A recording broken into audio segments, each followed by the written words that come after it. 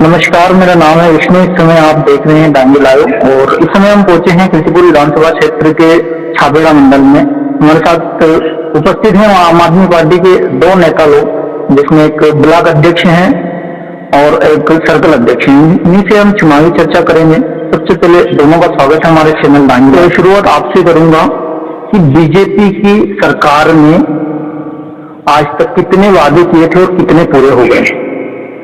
जी, जिस तरह से जो आपका प्रश्न है कि बीजेपी की सरकार में कितने वादे किए थे, कितने पूरे हो गए, तो जहां तक ये प्रश्न है तो मेरा तो ये मानना है कि लगभग जो वादे किए गए थे उसमें से कुछ वादों को छोड़ करके बाकी तो कोई भी वादा अच्छी तरह से भाजपा सरकार के द्वारा अभी तक पूरा नहीं किया गया। कौन से वादे पूरे नहीं हुए? जैसे कि अभी किसानों को मुआवजा राशि देने का जो एक वादा था, तो वो कहीं ना कहीं अभी बीजेपी सरकार के द्वारा अभी तक किसानों के संबंध में जो मुआवजा राशि डालनी थी, करीबन 260 गांव ऐसे हैं कि जहां तक अभी तक मुआवजा राशि नहीं पहुंची है। ये एक हो गया ना। और इसके अलावा अभी कुछ ही समय पहले 400 रुपए में गैस टंकी देने का अभी घोषणा की थी भाजपा सरकार की तरफ से कि बहनों के जो खाते के अंदर सब्सिडी डाल दी जाएगी, तो वो भी वादा पूरा नहीं हुआ है और गैस टंकी में कोई भी अभी तक राशि कम नहीं हुई है। ठीक, अब हम आगे बात करेंगे राधेश्याम जी से कि खिलचीपुर तहसील में हम मंडल की समस्या यहाँ से जानेंगे। क्या समस्या ऐसी है जो बीजेपी सरकार पूरी नहीं कर पाई? हमारे छाबेड़ा मंडल में बहुत सारी ऐसी समस्या है जो अभी तक बीजेपी सरकार में कंप्लीट नहीं हो पाई। दिक्कत ही है, परेशानी है। हमारे छाबेड़ा में अस्पताल करीब 30 साल पहले 40 साल पहले बन चुका है। उस अस्पताल में किसी प्रकार की कोई सुविधा स्वास्थ्य के नाम पर नहीं है। यहाँ महिला डॉक्टर के नाम पर कोई नहीं है। नर्स के भरोसे पूरा अस्पताल चल रहा है। नर्स ही डिलीवरी कराती है, डॉक्टर उस पर ध्यान नहीं देते हैं। यहाँ पर महिलाएं डिलीवरी के समय मृत्यु दर छाबेड़ा में पूरे जिले में सबसे अव्वल नंबर पर है। आए दिन यहाँ पर महिलाओं की मौतें होती रहती है और माता बहनों को किसी प्रकार की कोई सुविधा यहाँ पर लेडी डॉक्टर के रूप में नहीं दी गई है। और जो डॉक्टर यहाँ पर से करीब 11 महीने पहले ट्रांसफर हो चुका, वो फिर भी यहीं पर कुंडली मारकर सांप बनकर बैठा हुआ है अस्पताल में। और जो नए डॉक्टर साहब आए हैं वो उनका पता नहीं रहता है, क्योंकि उनके पास वहां पर रहने के लिए जगह नहीं है। उनसे हम कहते हैं तो वो कहते हैं कि हमारे पास जगह नहीं है, हम कहाँ रहें। और ऐसी स्थितियां है। दोनों यहाँ पर विधायक माननीय पीवी सिंह जी है, वो कांग्रेस से लोग रखते हैं, वो कहते हैं मेरी सरकार नहीं है।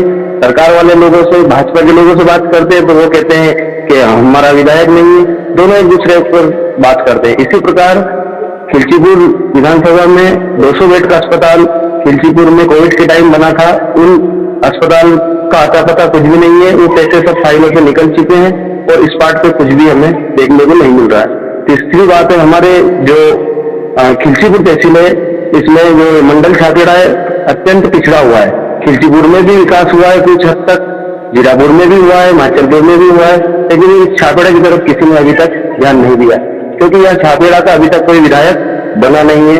दोनों पार्टी खिलचीपुर और जीरापुर दिखाई देती है, छाबेड़ा अत्यंत पिछड़ा हुआ है। इस कारण आम आदमी पार्टी यहाँ पर तीसरे मोर्चे के रूप में आई है और निश्चित रूप से शिक्षा के उसमें और स्वास्थ्य के रूप में अच्छा काम करेगी। जिस प्रकार दिल्ली में माननीय केजरीवाल जी ने करा है, हम वही काम हमारे इस मंडल में भी करके दिखाएंगे। हर मोहल्ले में, हर गांव में क्लिनिक होगा, डॉक्टर उपस्थित रहेगा। स्कूल, प्राइवेट स्कूलों से अच्छे हमारे मध्य प्रदेश के स्कूल होंगे और 230 सीट पर आम आदमी पार्टी के विधायक उतारेगी पार्टी और इस बार आम आदमी पार्टी का मुख्यमंत्री हमारे मध्य प्रदेश में आम आदमी पार्टी द्वारा बनाया जाएगा। इसी की आशा रखते हैं हम। और आगे भी ये जो लोगों की मूलभूत आवश्यकताएं जो है उनको भी हम पूरा करने का पूरा प्रयास करेंगे, जो अभी तक हमारे जो मंडल है छाबेड़ा में नहीं हुई है। अभी आपने देखा होगा यहाँ पर जो खंडी नाला बना हुआ है, मुझे अत्यंत घटिया निर्माण उसका हुआ है। ना तो उसकी स्वच्छता के रूप में कोई सफाई होती है, उसमें लाखों करोड़ों मच्छर उत्पन्न होते हैं, ना तो उसमें किसी प्रकार की दवाई का छिड़काव किया जाता है। यहाँ पर बीमारियां अंबार ले चुकी है। ऐसा कोई घर नहीं है आज जिस घर में कोई बीमार ना हो। घर में यहाँ पर बीमारी का अगर सर्वे करा जाए तो यहाँ पर 90% लोग बीमार हैं छापेड़ा के। एमपी में दो बड़ी पार्टियां हैं जी, दोनों को कैसे मात देके और आम आदमी पार्टी को जिताएंगे आप? देखिए, जो भी पार्टियां रहती है सब अपने अपने कार्य के ऊपर और अपने अपने तरीके से चुनाव लड़ती है। वहीं आम आदमी पार्टी जो है कहीं ना कहीं एक अच्छे स्तर और एक अच्छे प्लेटफॉर्म को लेकर के मध्य प्रदेश में अपनी एंट्री दिखा रही है। किस प्लेटफॉर्म को लेकर आएगी? जैसे कि आपने देखा होगा कि सबसे पहले जब दिल्ली में चुनाव हुए थे उस समय किसी को ये उम्मीद नहीं थी कि दिल्ली में भी एक पार्टी अपना शंखनाद कर सकती है और इतने भारी बहुमत के साथ में दोनों पार्टी का सफाया कर सकती है। तो कहीं ना कहीं वहां पर जो जनता थी वो बिजली से बेहद परेशान थी। बिजली के लाखों रुपए के हजारों रुपए के बिल आते थे, उससे कहीं ना कहीं जनता बड़ी त्रस्त हो गई थी। पानी की समस्या थी, सफाई की समस्या थी, प्रदूषण की समस्या थी। तो और साथ ही साथ जो शिक्षा के स्तर में देखा जाए तो शिक्षा की भी व्यवस्थाएं अच्छी नहीं थी, स्वास्थ्य नहीं थी। तो उसी तर्ज के ऊपर मध्य प्रदेश में भी आम आदमी पार्टी कहीं ना कहीं अच्छी शिक्षा, अच्छा स्वास्थ्य और महिलाओं के सशक्तिकरण को लेकर कार्य करना और स्वच्छता के अंतर्गत ऐसे बहुत सारे कार्य हैं जो आम आदमी पार्टी अपने अच्छे तरीके से करना चाह रही है। क्योंकि आज विद्यालयों की जो व्यवस्था देखी जाए तो विद्यालय बहुत ही बेकार स्थिति में आज है। 5वीं में 5 बच्चे बैठ जाते हैं, 10वीं में 10 बच्चे। कुछ समय पहले भाई साहब बता रहे थे, तो बच्चे शासकीय विद्यालयों में है नहीं और अध्यापक वहां पे आते हैं तो कहीं ना कहीं अध्यापक का भी मन पढ़ाने में लगता नहीं। तो ऐसी व्यवस्था हो कि शासकीय विद्यालय एक प्राइवेट स्तर पर प्राइवेट विद्यालय के जैसे अगर बनेंगे, डेवलप होंगे तो कहीं ना कहीं अपने बच्चे अच्छे एजुकेशन पाएंगे। जैसे आज वहाँ पर गरीब के बच्चे भी आज IIT बन रहे हैं, इंजीनियर बन रहे हैं, डॉक्टर बन रहे हैं, प्रोफेसर बन रहे हैं और वो सब सरकारी में। अमीर के बच्चे विदेश पढ़ने जाते हैं। देखिए, ऐसा है कि जो प्रतिभा होती है तो प्रतिभा अगर यहाँ से भी अगर आगे की है तो वो स्वाभाविक है उच्च शिक्षा लेने के लिए। हमारे मैं दिल्ली की बात कर रहा हूँ ना, दिल्ली में जैसे आपने बताया कि वहाँ पे शिक्षा का स्तर ठीक है, तो फिर अगर शिक्षा का स्तर ठीक है तो अमीर के बच्चे विदेश पढ़ने क्यों जाएंगे? उसको भी तो सरकारी स्कूल में जाना चाहिए ना। देखिए, ऐसा है कि जब कोई टैलेंट है, जहां तक शिक्षा का स्तर वहां पे होगा वहां तक तो बच्चा एजुकेशन वहां पर करता है। लेकिन कहीं ना कहीं अगर वो उच्च शिक्षा के लिए बहुत सारी ऐसी जगह है जहां पर विदेश में भी जाते हैं।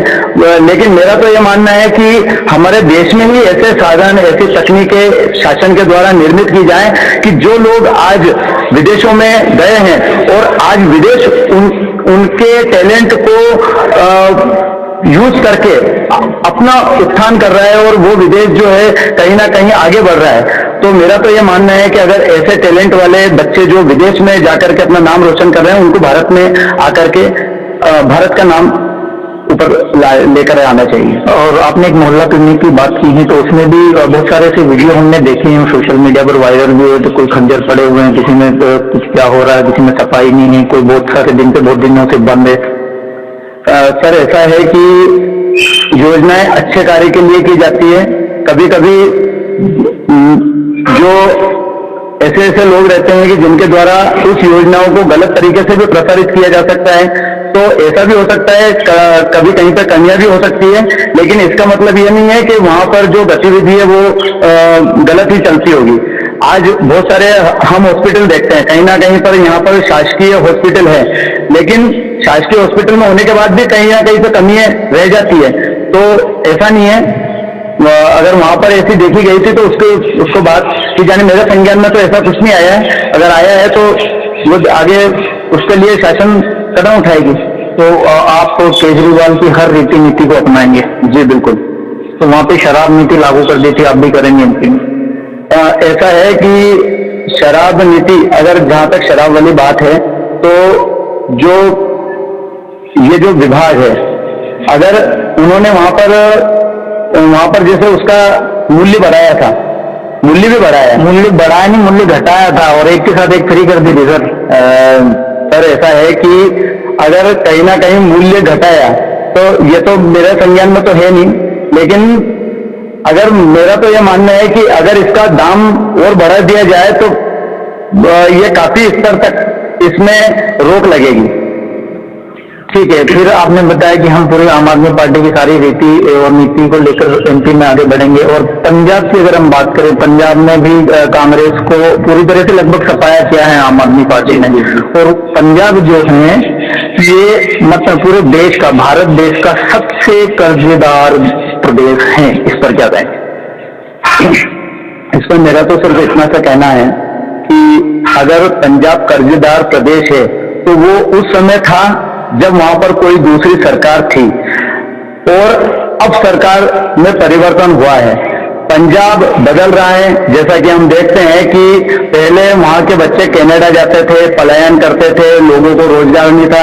लेकिन जब से श्री भगवत मान जी की सरकार वहां पर बैठी है, काफी परिवर्तन हो रहा है और वो सब लोगों को दिख रहा है। ठीक है, आपने बताया कि इससे पहले वाली सरकार ने कर्ज इतना बढ़ा दिया, तो अभी आम आदमी पार्टी की अभी सरकार आई है, तो फिर केंद्र में गठबंधन बना है इंडिया अलायंस का।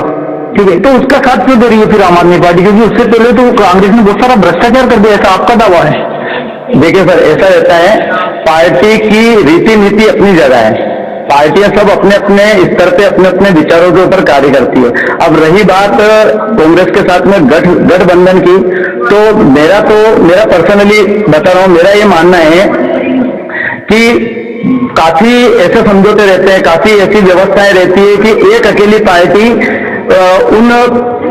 उन व्यवस्थाओं को परिवर्तित नहीं कर सकती। जब तक उसके साथ में सब दल मिलकर के उसका विरोध नहीं करेंगे, तब तक हो सकता है कि जो बिल वो लाना चाहते हैं या जो बिल ऐसा लगता है कि हाँ ये बिल नहीं आना चाहिए जिसमें हर पार्टी का समर्थन हो, तो उन सबका सपोर्ट लेना जरूरी है। इसलिए आम आदमी पार्टी कहीं ना कहीं गठबंधन के साथ में जुड़ी हुई है। नहीं, सपोर्ट लेना जरूरी है तो इसका मतलब ये तो नहीं किसी भ्रष्टाचारी पार्टी के साथ में मिल जाएंगे, क्योंकि भ्रष्टाचारी पार्टी भी आप ही बता रहे हो उसे। नहीं, ऐसा नहीं है, कोई के भ्रष्टाचारी पार्टी ऐसा आम आदमी पार्टी के किसी भी कार्यकर्ता के द्वारा या किसी बड़े ऑफिशियली तरीके से किसी को ऐसा नहीं बताते। ठीक है, संजय सिंह को जानते हैं आप? उनका मैं इस इंटरव्यू के बाद में आपको एक वीडियो बताऊंगा और उन्होंने ऐसा बोला है। जी, तो अगर उन्होंने ऐसा बोला है तो अगर उन्होंने कहीं ना कहीं पे इस स्थिति का देखा होगा तो संजय जी ने कहा होगा। ठीक है, हम बात करेंगे वापस क्षेत्रीय मुद्दे के बारे में। अभी जैसे प्रिय सिंह जी विधायक है, कैसे विधायक है वो? प्रिय सिंह जी मन से साफ है, लेकिन समस्या आती है कि यहाँ पर मन साफ होना ही पर्याप्त नहीं होता है। यहाँ पर जमीनी स्तर पर काम किया जाता है, काम होता नहीं है। सिर्फ ये कहते हैं ये रिश्वत नहीं लेते हैं। अब वो रिश्वत लेते हैं कि नहीं लेते हैं ये तो किसी ने देखा नहीं कि लेते हैं नहीं लेते हैं। लेकिन हमने जो देखा है, हमने अभी आपको इसके पहले बताया है कि वहाँ 200 बेड का हॉस्पिटल बना था खिलचीपुर में, वहाँ एक भी बेड दिखाई नहीं दे रहा है। ना तो वो बिल्डिंग दिखाई दे रही है, ना ही वो अलग वहाँ पर दिखाई दे रहे हैं। तो वो अगर वो भ्रष्टाचारी नहीं है, वो अगर बिल्कुल ईमानदार है, सभी लोग कहते हैं कि ईमानदार है, तो उन्होंने इस मुद्दे को क्यों नहीं उठाया? पहली चीज। दूसरी चीज, यहाँ पर भाजपा की सरकार है, अगर विधायक ने अगर गड़बड़ करा है तो यहाँ की जो मुख्यमंत्री जी हैं और अन्य पार्टी के जो लोग हैं उनने इस पर एक्शन क्यों नहीं लिया? दोनों पार्टी मिलजुल कर यहाँ पर खा रही है और आम जनता इसमें पिसा रही है। पटवारी घोटाले पर क्या कहेंगे? पटवारी परीक्षा जो हुई थी उसमें घोटाले का आरोप लगाया गया है। सिर्फ बीजेपी को छोड़ के बाकी सभी राजनीतिक दलों ने आरोप लगाया कि इसमें फर्जीवाड़ा हुआ है। तो वो तो क्लियर दिख रहा है ना सर, वो तो बिल्कुल, वो कहते हैं ना प्रत्यक्ष किम प्रमाणम, यानी कि जो ऐसे बच्चे हैं कि जिनको राज्यों की संख्या का पता नहीं है, जिनको राज्य के बारे में पता नहीं है, उन वैसे लोग ऐसे कैसे मतलब उसमें पास हो गए, जिनको अपने मध्य प्रदेश के राज्य का पता नहीं है। उनसे मध्य प्रदेश से रिलेटेड काफी क्वेश्चन किए। और सबसे बड़ी बात कि एक ही इंस्टीट्यूट जिसके इतने सारे बच्चे इतने अव्वल नंबर में एक साथ आ जाए, तो कहीं ना कहीं शंका की प्रश्न चिन्ह खड़े होते हैं। अच्छा, ये जो अभी एक लाडली बहना योजना लागू की है बीजेपी ने, ये कैसी योजना है? ये सिर्फ महिलाओं को लुभाने की एक योजना है कि पुरुष से प्रति माह 8 से 10 हजार रुपए टैक्स के रूप में वसूल करना और उनकी पत्नी को बहना के रूप में 1000 रुपए का एक छोटा सा व्यवस्था कर देना, वो भी चुनाव के टाइम, चुनाव आते आते। तो ये कहीं ना कहीं मध्य प्रदेश की माता बहनों को भ्रमित करने के लिए एक चुनावी चौचला है, और इससे अलावा और कोई महिलाओं के उत्थान के लिए कोई बड़ी बात नहीं। महिलाओं का उत्थान अगर करना था तो जो महिलाएं गृहिणियां हैं उनको रोजगार का आयाम देते, घर घर रोजगार स्थापित कर देते, तो हम मानते कि हाँ, इन्होंने माता बहनों के सम्मान के लिए, महिलाओं के सम्मान के लिए रोजगार की व्यवस्था है। ये नहीं, माता बहनों के लिए कोई रोजगार की व्यवस्था मध्य प्रदेश के अंदर नहीं चल रही है। 90% गृहिणियां हैं मध्य प्रदेश के अंदर। किसान वर्ग की जो खेती बाड़ी का काम करते हैं, उनकी जो महिला है वो खेत का ही काम कर रही है, उनके पास रोजगार का कोई आयाम नहीं है। और ये 1000 रुपये से वो सोच रहे हैं कि हम मध्य प्रदेश में पुनः सरकार बना लेंगे, तो आम आदमी पार्टी ऐसा कभी भी होने नहीं देगी। राजगढ़ जिले में 5 सीटें हैं, क्या उम्मीद करते हैं आप, कितनी सीटें आम आदमी पार्टी के पाले में आ सकती हैं? मेरा तो, अगर मेरे से अगर आप प्रश्न पूछेंगे तो मैं तो यूँ कहूंगा कि 230 सीटें ही आएगी एमपी में आएगी। और राजगढ़ की जितनी सीटें हैं सारी सीटें हम जीतेंगे। अगर आप मेरे से प्रश्न करते हैं तो कैसे जीतेंगे? जो आज की जो व्यवस्था है दिख रही है, दोनों पार्टी से कहीं ना कहीं जनता पूरी तरह से जनता नकार चुकी है।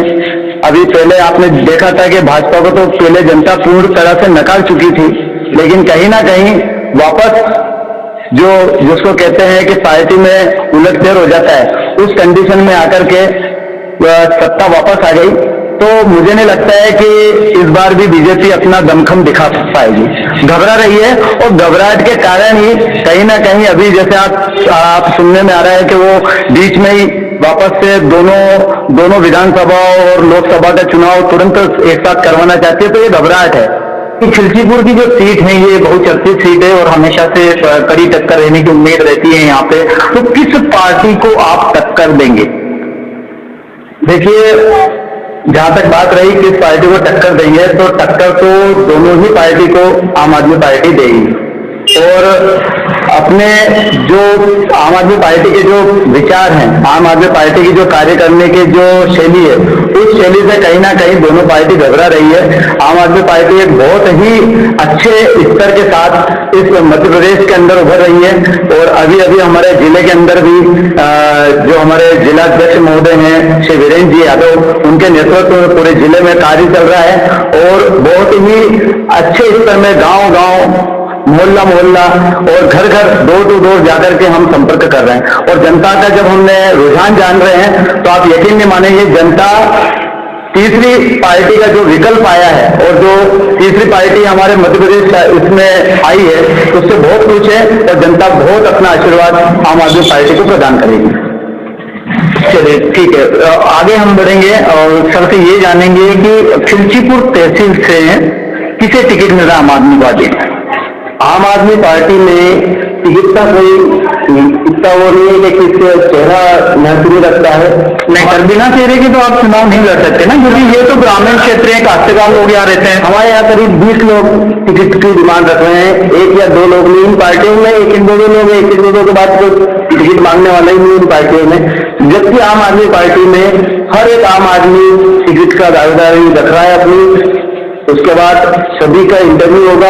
इंटरव्यू के बाद जो पार्टी में सक्रिय है और जिनकी विचार अच्छे हैं, उन्हें टिकट मिलेगा, अच्छे व्यक्ति को टिकट मिलेगा।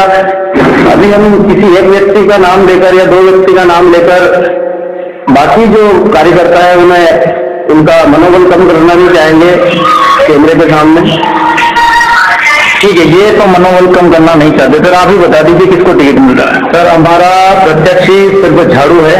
और अभी जब तक पार्टी की तरफ से किसी भी व्यक्ति का नाम पार्टी की तरफ से ऑफिशियली नहीं आता, तब तक मुझे नहीं लगता कि अभी किसी का नाम लेना आवश्यक है।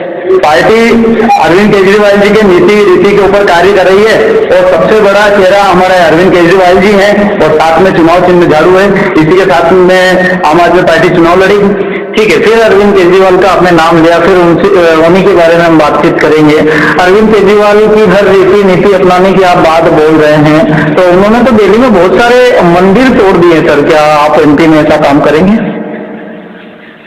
सर इस बारे में वैसे मेरे को जानकारी तो नहीं है कि मंदिर तोड़े, पर अगर व्यवस्थाओं को सुधारने के लिए, जब कई जगह पे होता है कि जब डेवलपमेंट होता है, विकास होता है, और जब हम विकास की बात करते हैं तो स्वाभाविक बात है कि विकास में कहीं ना कहीं अगर मंदिर भी आ जाते हैं या मस्जिद भी आ जाती है तो विकास में इनको अगर हटाया जाता है तो गवर्नमेंट हटाती है, लेकिन उसका स्थान परिवर्तन करती है, उसको बनवाती है, उसका डेवलपमेंट होता है। अगर ऐसा हुआ होगा तो मुझे लगता है कि विकास में ही हटाया होगा। बाकी ऐसा तो है नहीं कि कोई पार्टी किसी मंदिर की या मस्जिद की या किसी गुरुद्वारे की या चर्च की कोई पर्सनल द्वेषता है कि उसके द्वारा हटाएगी, तो विकास के द्वारा हटाया होगा तो ऐसा चलता है। नहीं, बात तो सही है हो कि विकास के द्वारा ही हटाया था, लेकिन वहां पे जहां भी हटाया मंदिर को, ये रोड ये से निकल रहा है, यहाँ पे मस्जिद है, यहाँ पे मंदिर है, मंदिर है सर, मस्जिद ही है फिर वहां से। सर मुझे वैसे जानकारी है नहीं, लेकिन अगर उनके कार्य के अंतर्गत अगर कुछ ऐसा हो रहा होगा तो उन्होंने जो उचित उस समय देखा होगा वो किया होगा। ठीक है, एमपी में सीएम चेहरे के रूप में किसे देखना चाहते हैं आप? एमपी में हमारी जो सिंगरौली की महापौर है वर्तमान में रानी दीदी, वो बहुत ही अच्छा काम कर रही है। अगर पार्टी में सीएम बनाएगी तो हम उनका सहयोग करेंगे। ठीक है, क्या रानी अग्रवाल जी, हालांकि हम उनसे मिल चुके हैं एक बार, रानी अग्रवाल जी उचित हैं सीएम पद के लिए? देखिए, ऐसा रहता है कि पार्टी जिसको चयनित करती है वो पार्टी के ऊपर निर्भर करता है कि कौन उचित है कौन अनुचित है। अगर पार्टी कहीं ना कहीं उनको इस पद के लायक समझेगी तो पार्टी उनको टिकट देगी, और पार्टी में जितने भी कार्यकर्ता है पूरी ताकत के साथ उनका समर्थन करेंगे। तो पार्टी की आप बात करें, पार्टी किन चीजों से बनती है सर? कार्यकर्ता से बनती है? कार्यकर्ता से बनती है, कार्यकर्ता चाहेंगे तभी तो वो सीएम बनेंगे ना? नहीं, पार्टी कार्यकर्ताओं से बनती है, लेकिन अगर पार्टी का भी तो निर्णय, उसमें जो लोग रहेंगे, जो बुद्धिजीवी है, जो कहीं ना कहीं पार्टी के हित में कार्य करते हैं, पार्टी के हित के बारे में सोचते हैं, तो अगर उनका निर्णय रहेगा और अगर सारे लोगों ने, क्योंकि अभी वर्तमान में अभी मध्य प्रदेश की अध्यक्ष नियुक्त हुई है, प्रदेश अध्यक्ष भी श्रीमती जो रानी जी अग्रवाल है वो नियुक्त हुई है, और उनकी अध्यक्षता में ही कहीं ना कहीं मध्य प्रदेश के अंदर चुनाव लड़ा जाएगा। तो अगर पार्टी उनको मौका देगी तो बेशक उनको, उनके साथ में पार्टी काम करेगी, सब कार्यकर्ता काम करेंगे। ठीक है, इससे पहले पंकज सिंह शायद प्रदेश अध्यक्ष थे आम आदमी पार्टी के, राइट? ठीक है, पंकज सिंह अच्छा काम नहीं कर रहे थे, उनको क्यों हटाएगा? आपको एक बात मैं बता दूं कि आम आदमी पार्टी में अभी मुझे जुड़े हुए लगभग 2 से 3 महीने हुए हैं। अब इसके पहले कौन अध्यक्ष था, इतनी हमने उसकी गहनता से अध्ययन नहीं किया है। अगर मैं आप उस पर अगर कमेंट करूंगा तो कहीं ना कहीं उचित नहीं होगा। तो बात नहीं, आपको नहीं पता, आपको पता होगा कि इससे पहले पंकज सिंह जी थे। जी, ऐसा है कि लगभग हम सबकी पार्टी में आए हुए हैं, अभी आए हैं। पार्टी जैसे ही मध्य प्रदेश में पार्टी ने शंखनाद किया, कुछ ही समय बाद में हमारे जिला अध्यक्ष जी से हमारा संपर्क हुआ और हम आम आदमी पार्टी में स्वतः ही आगे आकर के जुड़े। तो उसके पहले का तो हमको पता नहीं, लेकिन जब से जो रानी जी अग्रवाल आई हैं तब से हमको पता है। और उनका ये भी किया, जैसे अभी उनका तो वैसे अभी हुआ है, जो रानी जी अग्रवाल को तो अभी मध्य प्रदेश का अध्यक्ष का पद मिला है, और उनके पहले कोई था तो नाम का भी हमको भी जानकारी नहीं थी बराबर। नहीं, मुझे था उसका। जी, वो तो पता नहीं था उस चीज का, लेकिन अभी घोषणा हुई है और घोषणा होने के साथ में ही आम आदमी पार्टी के सभी कार्यकर्ता उनके साथ में सहयोग करेंगे। ठीक है, तो इनको प्रदेश अध्यक्ष का तो पता नहीं है, पहले आम आदमी पार्टी में नए नए जुड़े हैं, इस वजह से अभी वर्तमान का पता है। ठीक है, तो अभी यहाँ से कितने, आपने बताया कि 20 लोग दावेदारी कर रहे हैं, तो सबसे आगे जमीनी स्तर पर जाके कौन सा नेता काम कर रहा है? जमीनी स्तर पर सभी नेता जमीनी स्तर पर ही काम कर रहे हैं। यहाँ पर एक भी ऐसा नेता नहीं जो हम में उठकर काम कर रहा है। हर जितने भी यहाँ पर टिकट की डिमांड रख रहे हैं वो डोर टू डोर कर रहे हैं। बसंत जी भी डोर टू डोर कर रहे हैं, कैलाश जी भी कर रहे हैं, राय सिंह जी भी कर रहे हैं, उसके बाद में आपके बंटी जी भी कर रहे हैं, और अपने इलचीपुर से जोगी जी हैं वो भी कर रहे हैं, और ऐसे जितने भी कार्यकर्ता है जो टिकट के अपने दावेदारी रख रहे हैं, तो सभी लोग कहीं ना कहीं जमीनी स्तर पर काम कर रहे हैं। राजगढ़ जिले में राजगढ़ जिले के जो अध्यक्ष हैं वो वीरेंद्र यादव जी हैं, है ना, ब्यावरा क्षेत्र के हैं, उनसे भी मिला हूं मैं। कैसे इंसान है वो? बहुत ही मतलब बहुत अच्छे इंसान है और उनका कार्यकर्ताओं के प्रति जो एक व्यवहार है, कार्यकर्ताओं से जो उनका लगातार मतलब जुड़े रहना, उनसे लगातार समय समय पर संपर्क करते रहना, एक उनकी भाषा शैली, उनका व्यवहार, पर्सनल, मतलब सब तरह से एक परफेक्ट, जिसको जिला अध्यक्ष हम कह सकते हैं, जैसे व्यक्ति हैं। ये कांग्रेस कैसी पार्टी? कांग्रेस और बीजेपी दोनों ही भ्रष्ट पार्टियां हैं, दोनों ने भ्रष्ट काम किए हैं, देश को विकास में दोनों ने ध्यान नहीं दिया है। दोनों ही पार्टियां सिर्फ अपने नेताओं का भला करती है। दोनों पार्टियों ने नेताओं के अलावा आम जनता का किसी प्रकार का कोई भला अभी तक नहीं किया है। हमें जो देखा है, मध्य प्रदेश का किसान या भारत का किसान आप देख लीजिए, कर्जे में, आज 77 साल हो गए, आज भी किसान कर्जे में। तो भारत का किसान कर्जे में क्यों है? इसका मेन कारण यह है कि उन्होंने किसानों के ऊपर ध्यान दिया ही नहीं है। किसानों की फसल पर वैट तो लगाते हैं, टैक्स लगाते हैं, सब करते हैं, लेकिन उनकी उचित कीमत नहीं देते हैं। और विदेशों में जाकर के यहाँ गेहूं खरीद लिया 2000 रुपये क्विंटल और विदेशों में बेच दिया उसको 5000 रुपये क्विंटल। विदेशों से कर्जा ले लिया, एक प्रधानमंत्री आवास पर 5 लाख रुपए और यहाँ पर गरीब झोपड़ी वाले को दे दिया 2 लाख रुपए, उसमें भी नेता लोग 50-50 हजार ला गए और कुछ विकास नहीं हुआ। जितने भी लोग यहाँ पर भारत में जो विकास दिख रहा है वो केवल व्यक्तिगत लोगों ने ही विकास किया है, सरकार ने उसमें किसी प्रकार का कोई सपोर्ट नहीं किया है। शिवराज सिंह चौहान की सरकार है मध्य प्रदेश में, 2 शब्द उनके ऊपर बोल दीजिए। शिवराज सिंह जी की जो सरकार अभी वर्तमान में संचालित है मध्य प्रदेश में, और जिनके द्वारा काफी लुभावने योजनाएं निकाली जा रही है, और मुझे लगता है कि चाहे कितने ही लुभावने वादे कर लें, कितनी ही लुभावनी योजनाएं निकाल लें, लेकिन इस बार मध्य प्रदेश की जनता ने पूरे तरीके से यह ठान लिया है कि इस बार मध्य प्रदेश में भाजपा सरकार को खदेड़ा जाएगा। जब किसानों के खाते में 2-2 हजार रुपए आ रहे हैं, इसमें प्रधानमंत्री भी डालते हैं किसान सम्मान निधि और मुख्यमंत्री भी डालता है 2-2 हजार रुपए, महिलाओं को हजार मिल रहे हैं, 1250 मिलेंगे, 1500, फिर 250 रुपए बढ़ाते हुए 3000 तक का वादा किया है। तो ये इसमें क्या गलत है? देखिए, मैं ये जानता हूँ, जहां तक रही किसानों की फसल वाली बात, किसानों के जो खाते में पैसे आ रहे हैं, है ना, बहुत सारे किसान मेरे दुकान पे आ जाते हैं। काफी किसान ऐसे आते हैं कि जिनके खातों में मतलब पैसा डल ही नहीं रहा है। सर, कुछ त्रुटि होगी डॉक्यूमेंट में, कुछ डीबीटी की प्रॉब्लम बता देते हैं या और कोई प्रॉब्लम बता देते हैं, या जिनके पहले उनके पैसे डले लेकिन फिर बीच में आकर के रुक गए, तो और भी कोई समस्या हो सकती होगी। लेकिन काफी किसान इससे भी अभी भी परेशान चल रहे हैं, कहीं के सम्मान निधि पूरी तरह से मिल नहीं पाती है। और अभी जैसे कि अभी ये जहां तक रही बात अपने गैस टंकी की, है ना, तो गैस टंकी में क्या हो रहा है कि पहले आपको पता होगा कि उज्ज्वला योजना के नाम से उन्होंने एक योजना चालू की थी, जिसमें सबसे पहले ये फिगर था लगभग 2018 के समय की बात थी। तो उस समय सिलेंडर के रेट ऑलरेडी कम थे, है ना, और उसमें जो है सब्सिडी के तौर पे भी पैसे आते थे। धीरे धीरे 450 रुपए का जो सिलेंडर था वो 575 हो गया, 575 से 665 हो गया, 665 से 700 रुपये हो गया, 700 से होते आज 1200 रुपये तक सिलेंडर हो गया। अब अगर मान लो उसमें कहीं ना कहीं अगर जिसको कहते हैं कि लाडली बहनों के खाते में अगर 1000 डाल भी दें तो उससे क्या फर्क पड़ेगा? कहीं ना कहीं सिलेंडर के भाव तो आपने चौथे आसमान पे कर दिए। अगर ये बताइए कि फिर मैं पार्टी पे नहीं जाता हूं, लेकिन एक शासन राजस्थान में भी है, तो ये वो कैसे 500 रुपए में सिलेंडर दे रहे हैं? ये तो मध्य प्रदेश से पूछना चाहिए ना।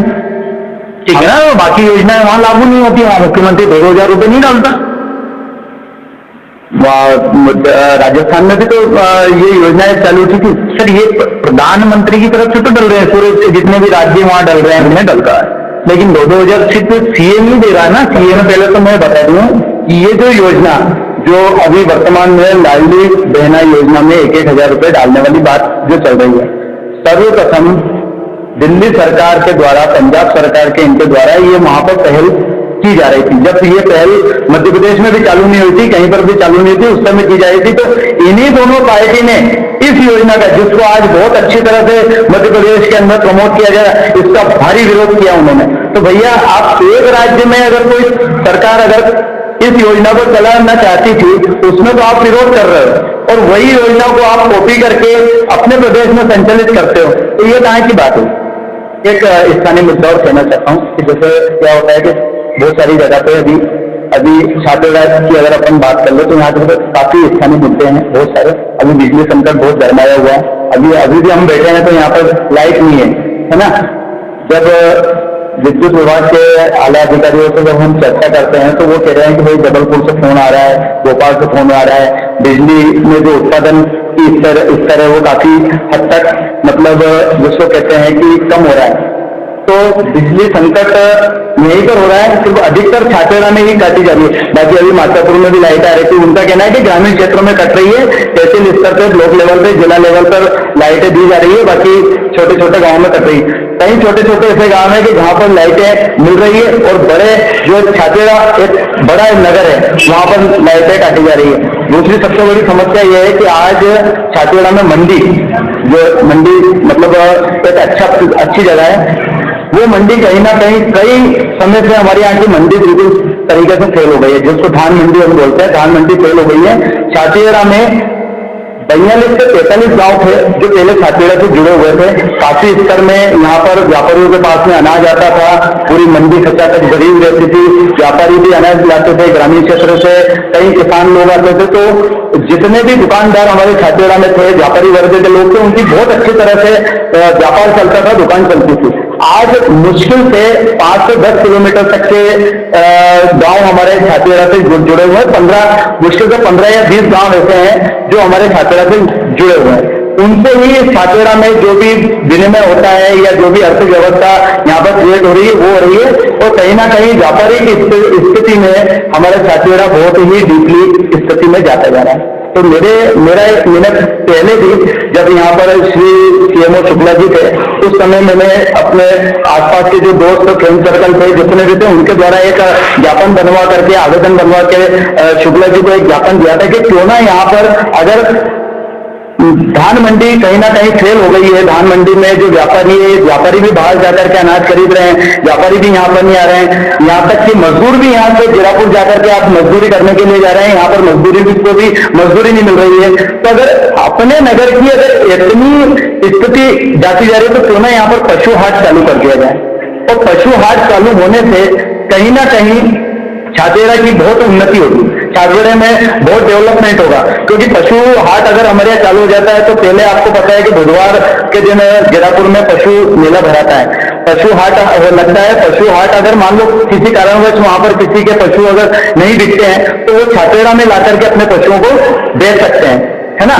और साथ में यहाँ पर दूध की उत्पत्ति बढ़ जाएगी छातेड़ा नगर में, यहाँ पर ट्रांसपोर्टिंग बढ़ जाएगी। यहाँ पे जो छोटे छोटे जो दुकानदार है, जैसे हाट सब्जी लगाने वाले जो सब्जी के जो लोग हैं, उनकी सब्जी भी बिकेगी, जूते चप्पल भी बिकेंगे, होटल भी चलेगी, चाय भी चलेगी, किराने की दुकान भी चलेगी। क्योंकि कहीं ना कहीं जो गांव के लोग अगर छातेड़ा में आएंगे तो वो कोई ना कोई चीज छातेड़ा से खरीद करके जाएंगे।